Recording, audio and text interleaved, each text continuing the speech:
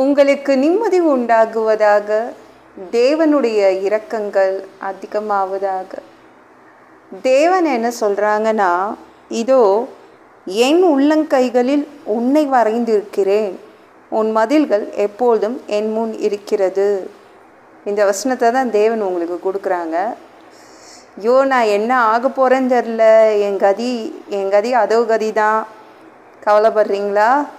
இல்லை, தேவன் உங்கள் மேலே அன்பாக இருக்கிறார். அவர் கையில் வரைஞ்சி வச்சுருக்காரு. ஏசு என்னை கண்டுக்கிறதே இல்லை, கொஞ்சம் கூட கண்டுக்கிறது இல்லைங்க, கொஞ்சம் கூட என்னை ஆறுதல் படுத்துறது இல்லை.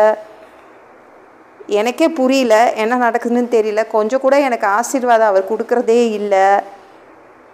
நான் இங்கே கதறிட்டுருக்கேன், தேவன் எதுவுமே கேட்கக்கூட மாட்டேங்கிறாரு அப்படின்னு எத்தனை பேர் சொல்கிறீங்க? உங்களுக்காக தான் சொல்கிறாரு தேவன். அவருடைய கைகளில் அவர் உங்களை வரைஞ்சி வச்சுருக்காரு. சரிங்க, உங்கள் கையை பாருங்கள், எல்லோரும் உங்களுடைய உள்ளங்கைகளில் பாருங்கள். தேவனை வரைஞ்சி வச்சுருக்கீங்களா? இயேசுவை வரைஞ்சி வச்சுருக்கீங்களா? இல்லையே, நம்மளுக்கு அந்தளவு அன்பு இல்லைல்ல. யாராவது ஒருத்தர் இயேசுவை வரைஞ்சி வச்சுருக்கீங்களாங்க உங்கள் உள்ளங்கைகளில்? ஆனால் அந்த இயேசு தேவன் நம்மளை உள்ளங்கைகளில் வரைஞ்சி வச்சுருக்காரு. அதுதான் அன்பு. நீங்கள் பாருங்களேன், உங்கள் பசங்க கையை போய் பாருங்கள், உங்களை வரைஞ்சி வச்சுருக்காங்களா? உங்கள் ஃப்ரெண்ட்ஸை போய் பாருங்கள், உங்களை வரைஞ்சி வச்சுருக்காங்களா? அவங்க உள்ளங்கைகளில் போய் பாருங்கள். சரி, ரொம்ப அன்பான உங்கள் மனைவி, உங்களுடைய ஹஸ்பண்ட், கணவர், அவங்கக்கிட்ட போய் கேளுங்க, அவங்க உள்ளங்கைகளை பாருங்கள், உங்களை வரைஞ்சி வச்சுருக்காங்களா? யாரும் வரைஞ்சி வைக்கலையே, நம்ம தேவன் வரைஞ்சி வச்சுருக்காரு. அவரை நம்ம உள்ளங்கைகளில் வரைஞ்சி வைக்கலை. அவ்வளோ அன்பு. நம்மளுடைய மதில்கள் எப்போதும் அவர் முன்னாடி தான் இருக்குது. எப்போதும் அவர் என்ன பண்ணுறாரு? கண்ணு முன்னாடி நிறுத்தி வச்சிருக்காரு. பாதுகாப்பு. ஐயோ என் பிள்ளைங்க பாதுகாப்பு, அது எனக்கு ரொம்ப முக்கியம், என் கண்ணு முன்னாடி அது இருக்கணும். எடுத்து வச்சிருக்காரு பாதுகாப்பை. பத்திரமா அவர் பாதுகாக்கிறார் உங்கள் மதில்களை. அப்பேற்பட்ட தேவன் எப்படி உங்களை கண்டுக்காமல் இருப்பார்? அன்பாக தான் இருக்கிறாரு. ஓகேங்களாங்க. ஒரு பாடலாசிரியர் சங்கீதம் 16:8 எடுத்து படித்து பாருங்களேன்.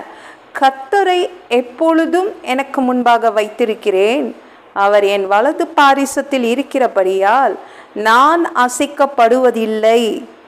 இந்த பாடலை எழுதினார்ல, இந்த சங்கீதத்தை எழுதினவர் எப்போதுமே அவரை தேவனை தன்னுடைய கண்ணுக்கு முன்னாடி வச்சுருந்தார். எனக்கு முன்பாக வைத்திருக்கிறேன், எனக்கு இயேசு தெரியணும், தேவன் தெரியணும் அப்படின்னு கண்ணு முன்னாடியே வச்சுருந்தாராம்.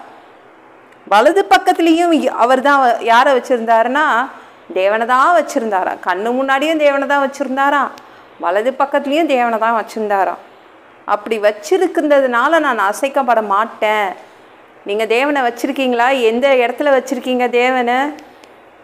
சர்ச்சுக்கு போகும்போது மட்டும் தேவன் போதும், சபைக்கு ஞாயிற்றுக்கிழமை போவேன், சண்டே போவேன், அன்னைக்கு தேவனை நான் பார்த்துக்கிறேன், அன்னைக்கு பக்கத்தில் தேவன் பக்கத்தில் போய் உட்காந்துட்டு வந்துடுறேன் அப்படின்னு எத்தனை பேர் அப்படி சொல்கிறீங்க? என்றைக்குமே அவர் கண்ணு முன்னாடி நம்ம தேவனை வச்சுக்கணும், என்றைக்குமே அவரை நம்ம வலது பக்கத்தில் வச்சுக்கணும். அப்போ நீங்கள் உங்கள் குடும்பம் யாருமே அசைக்க முடியாது உங்கள் குடும்பத்தை. ஓகேங்களாங்க.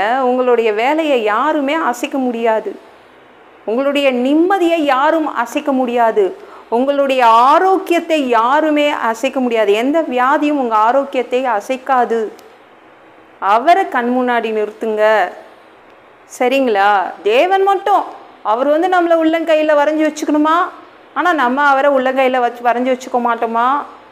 என்னங்க அன்பு குறையுதே, இதுலேயே பாருங்களேன், அன்பு குறையுதுல்ல.